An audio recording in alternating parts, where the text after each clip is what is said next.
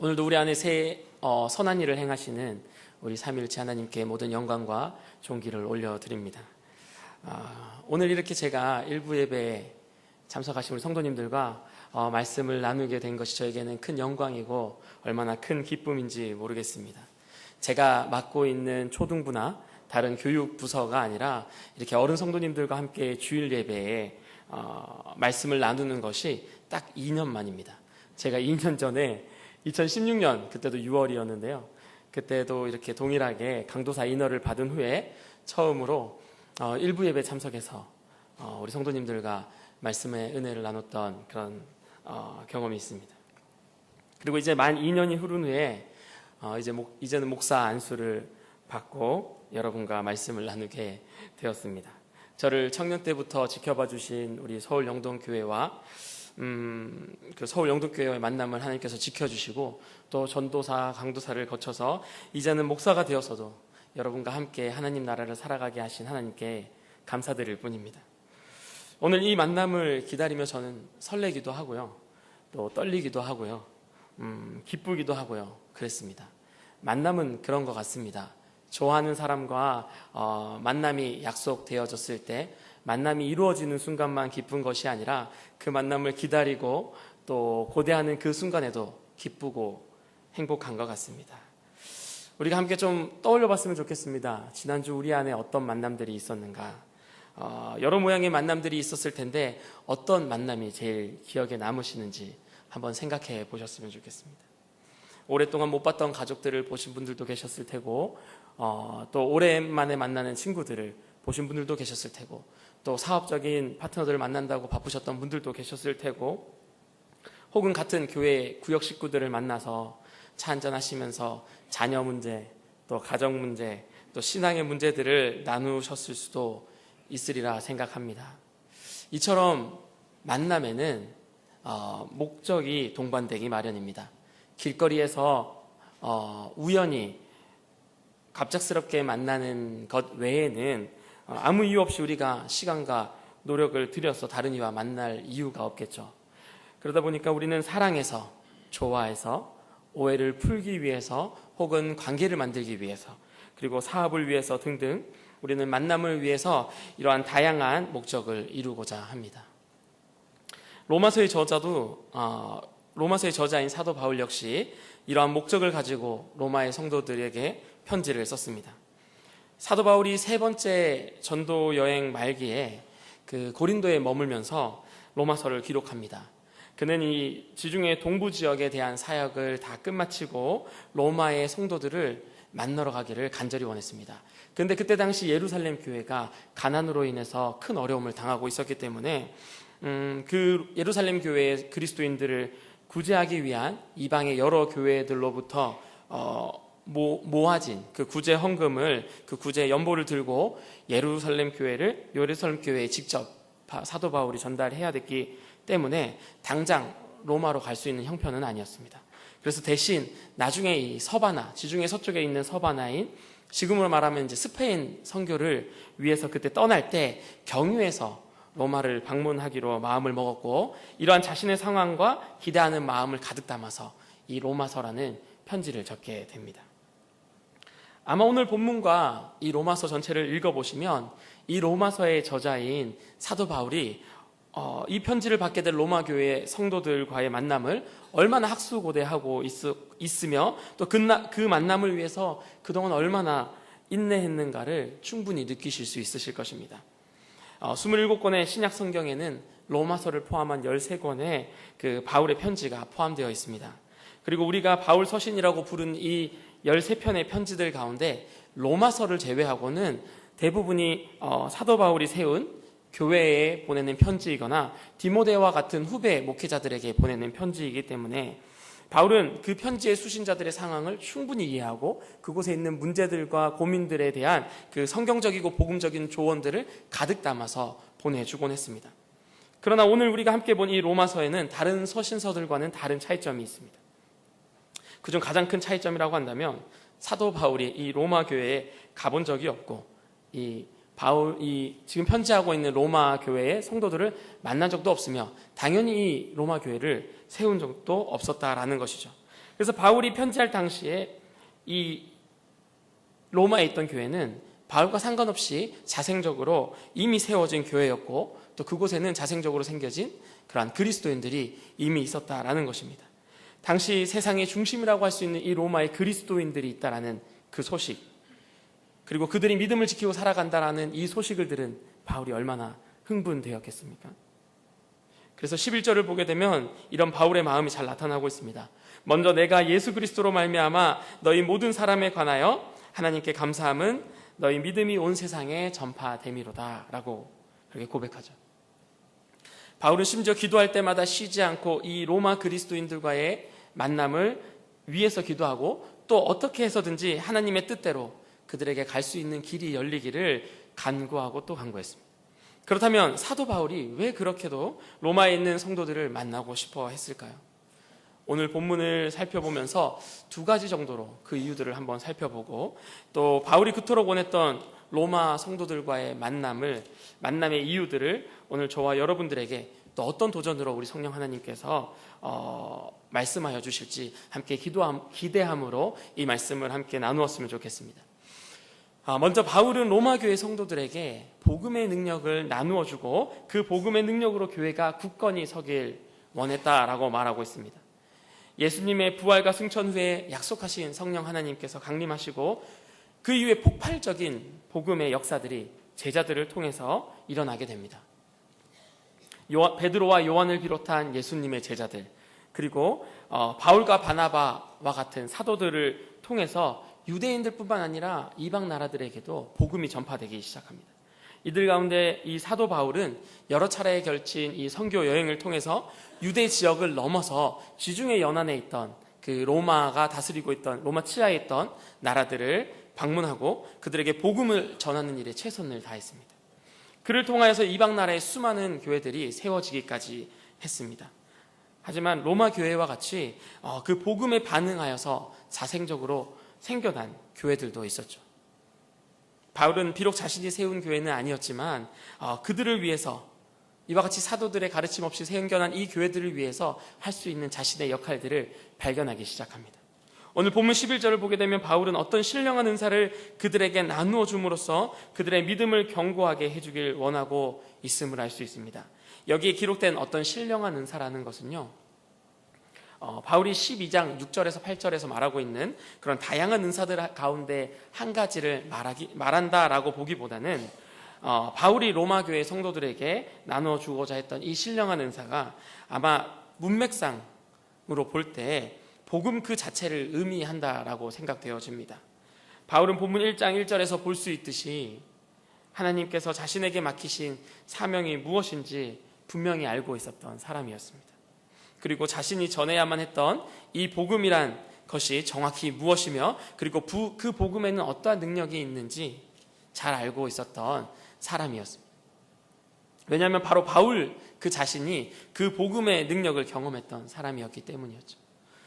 실제로 예수를 믿는 자들을 핍박하고 죽이기까지 했던 이 바울이 지금 예수를 구주로 영접하고 또 그 구주로 고백하며 예수 그리스도를 위해 자신의 목숨까지도 귀한 것으로 여기지 않는 자로 변화될 수 있었던 것이 바로 이 복음의 능력이었기 때문입니다. 따라서 바울은 자신을 변화시킨 이 복음의 능력을 그 로마에 있는 성도들에게도 나눠주길 원했고, 그 복음을 통해서 그들이 더욱더 믿음 위에 견고히 서길 간절히 바랬던 것입니다.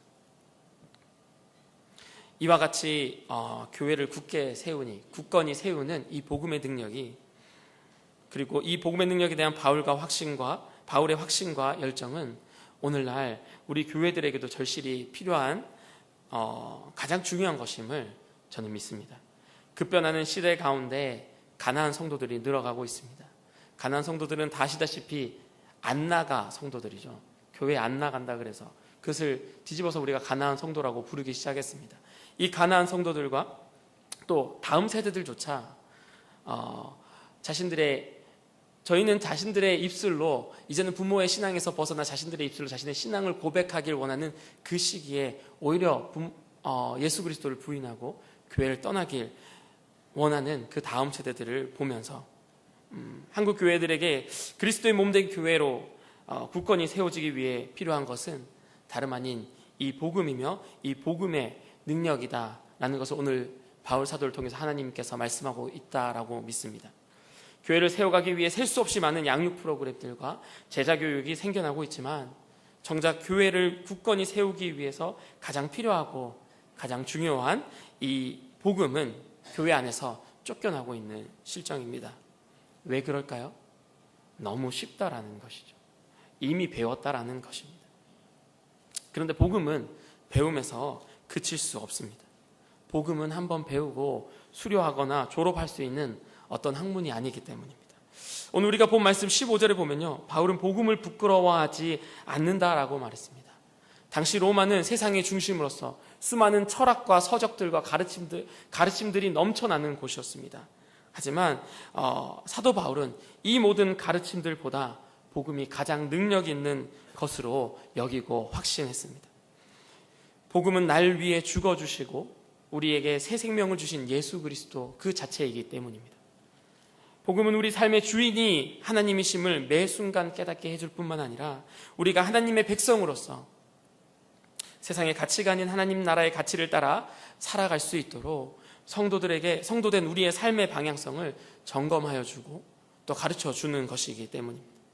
그렇기 때문에 교회가 비록 예수를 구주로 고백하는 성도들이 모인 곳이라고 할지라도 우리는 교회 안에서도 여전히 복음을 들고 나가야 하며 그 복음의 능력을 매일매일 교회 안에서 나누어야만 합니다. 그리고 그 능력이 우리 안에 살아 역사하도록 해야 합니다. 목사는 성도들에게, 그리고 성도는 성도들에게, 그리고 교사들은 학생들에게, 부모는 자녀들에게 이 살아있는 복음을 증거해야만 하는 것입니다. 저는 올해 이 상반기에 많은 일들을 경험했습니다. 은혜로 목사 안수를 받을 수 있었고요. 또 지난 1월 17일부터는 지난 6월 5일까지 약 5개월의 시간 동안은 목동에 위치한 한국선교훈련원 GMTC라는 곳에서 선교훈련을 받았습니다. 그곳에서 저는 고신, 합신, 합동 그런 장로교회 각 교단 선교사님들 뿐만 아니라 침례교 등 각 교파의 선교사님들, 그리고 제가 준비하고 있는 선교단체 선교사님들 뿐만 아니라 인터서브나 OMF나 또 호프 등 각 선교단체로부터 오신 31분의 선교사님들과 그 가정과 함께 모여 살면서 선교를 배우고 나누면서 150일을 지냈습니다. 그곳에서 저희는 경험이 많으신 선배 선교사님들로부터 가르침을 받기도 하고 GMTC 안에 선교학 교수님들을 통해서 선교에 대한 이론과 실제 등 많은 것을 배울 수 있었고, 또 그 안에서 하나님께서 저희 가정을 만지시고 저희들의 계획, 저희 가운데 주님의 그 계획들을 보여주시는 그런 놀라운 일들을 경험하기도 했습니다. 하지만 그곳에서 무엇보다 좋았던 것은요, 18가정, 31명의 선교사님들, 그리고 16명의 자녀들과 함께 150일을 서로 한 건물 안에서 부대끼면서 살아가는 동안에 서로의 삶과 선교와 또 그 비전을 함께 나누면서, 이 나눔을 통해서 모든 가정들 가운데 신실하게 일하고 계시는 하나님을 만날 수 있었던 시간들이었던 것 같습니다. 이곳의 선교사님들께서는 이 선교 훈련을 위해서 부산에서도 오시고 대구에서도 오시고 동두천에서도 오시고요. 각 지역에서 자신들의 사역을 중단하고 또 그 다음에 자신들의 직업을 그만두고 모이셔서 이 선교 훈련에 집중하는 가운데 이분들의 모습을 통해 제가 감명 깊게 보았던 것은 이분들이 자신 손에 들려있는 이 통장 잔고가 아니라, 줄여들고 있는 통장 잔고가 아니라 오직 그 두 손 위에 하나님께서 쥐어주신 복음과 그 복음의 능력을 의지하며 살아가는 모습들이 저와 저의 가정에게 큰 도전이 되는 것을 알게 되었습니다. 그리고 이런 공동체 가운데 있다 보니까 저와 저희 가정에 신기한 일들이 벌어지기 시작했습니다. 그동안 인간적인 생각과 또 걱정으로 준비하고 계획했던 많은 것들을 내려놓게 되었고, 나를 이곳에 보내신 하나님의 뜻과 또 내 손에 쥐어주시는 그 복음에 대한 확신이 저희 가정 가운데 임하게 되었죠. 그러다 보니 두려움도 사라지게 되었습니다. 하나님이 하실 거라는 믿음의 고백들이 저희 가정 가운데 들어가게 되었습니다. 이렇게 저희 가정은 이제야 조금이나마 하나님께서 허락하신 그 믿음 위에 세워지게 되었습니다. 저는 이것이 복음의 능력이라고 믿습니다. 저희 서울 영동교회가 이런 소망 가운데 세워지길 간절히 소망합니다. 우리 다음 세대들이 부모님들과 그 교회 안 그 신앙의 선배들의 입술을 통해서 듣는 그 믿음의 고백들을 통해서 자신들이 처한 어두운 터널과도 같은 불확실한 현실 가운데서도 이 복음, 예수 그리스도라는 빛을 발견할 수 있기를 소망합니다. 바울은 12절에서 로마 교회 성도들에게 함께 지내면서 여러분과 내가 서로의 믿음으로 서로 격려를 받고자 하는 것입니다 라고 고백했습니다. 편지를 받는 로마의 그리스도인들 뿐만 아니라 바울 자신도 이미 믿음 위에 서 있음에도 불구하고요, 서로의 믿음으로 서로 격려하며 복음의 유익을 누리자라고 그렇게 격려하고 있는 것입니다. 이것이 교회가 놓치지 말아야 할 복음의 능력입니다. 교회 안에 이와 같은 믿음의 격려가 넘쳐나고 복음이 살아 역사할 때 우리 다음 세대와 연약한 믿음의 지체들이 교회를 통해서 하나님 나라를 보게 되고 확신하게 되어질 줄로 믿습니다. 그리고 이어서 바울이 로마 교회 성도들을 그토록 보고 싶어 했던 두 번째 이유는 바울이 가진 복음의 빚진 자 의식 때문이었습니다. 사도 바울이 편지하고 있는 이 로마는 다 아시다시피, 아까 말씀드리다시피 세상의 중심이었죠. 정치와 경제, 종교 모든 것이 로마로부터 시작되었습니다. 그러다 보니 비아 롬이라는 말이 있었습니다.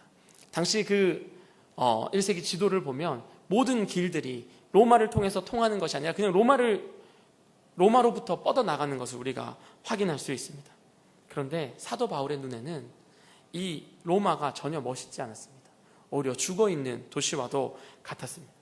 그들 안에 부활이요 생명이신 예수 그리스도께서 살아 계시지 않았기 때문에, 함께하지 않았기 때문에 바울은 그들이 죽은 영혼과 같아 보였을 뿐이죠.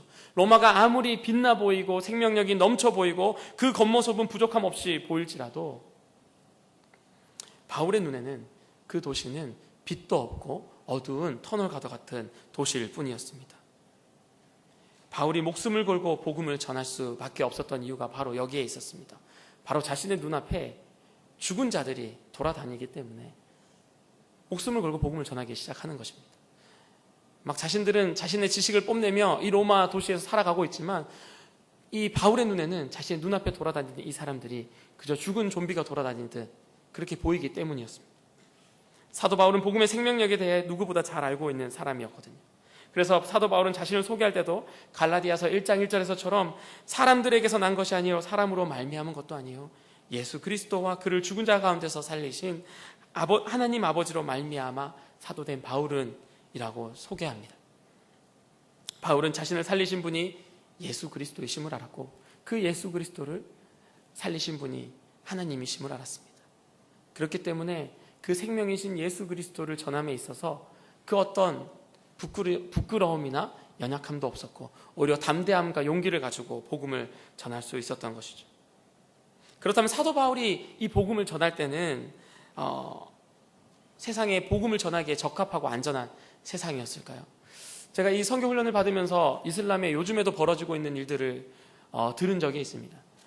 이슬람으로부터 오신 분이 그 스데반이 돌에 맞는 장면을 자신들의 그 중동 문화와 이렇게 오버랩 시키시면서 이야기하신 적이 있는데, 지금도 믿음이 없는 자신들을 배교한다고 여기는 사람들, 그 이슬람 사람들, 무슬림들은 자신들의 믿음, 신앙을 버리고 기독교로 개종한 사람들을 잡아다가 목만 내놓고 몸 전체를 땅에 묻은 이후에 그 머리에다 두건을 씌우고 돌을 던진다고 합니다.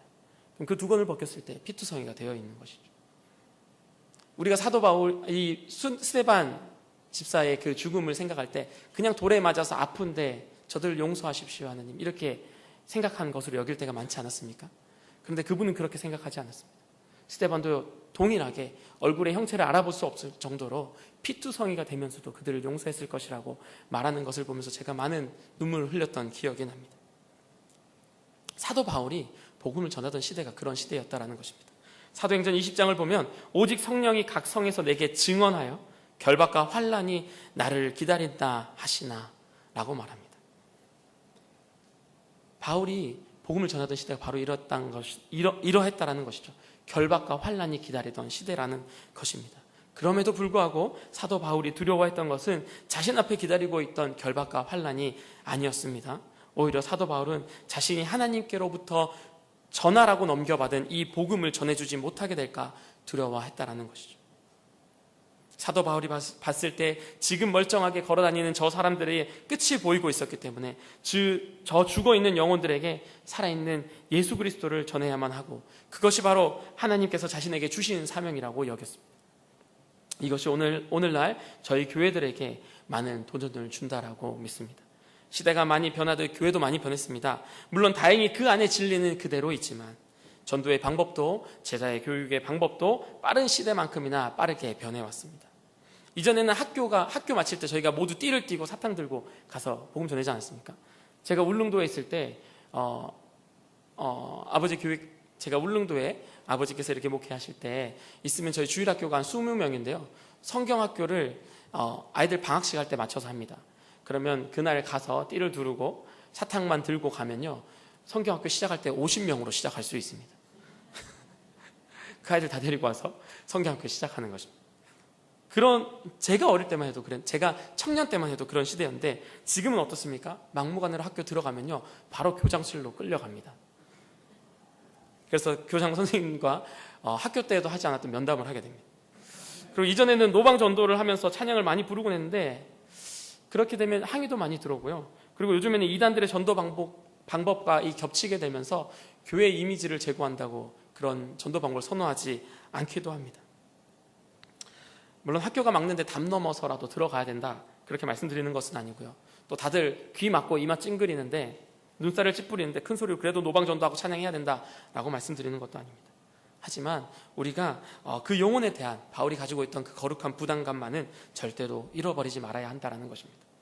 바울이 죽은 영혼들을 바라보며 견디지 못했던 것과 같이 우리도 우리 주변의 죽은 영혼들과 그들이 살아가는 이 죽어있는 세상이 나를 살리신 예수 그리스도로 말미암아 그 생명의 능력을 통해 다시 살아날 수 있기를 간절히 소원해야만 한다는 것이죠.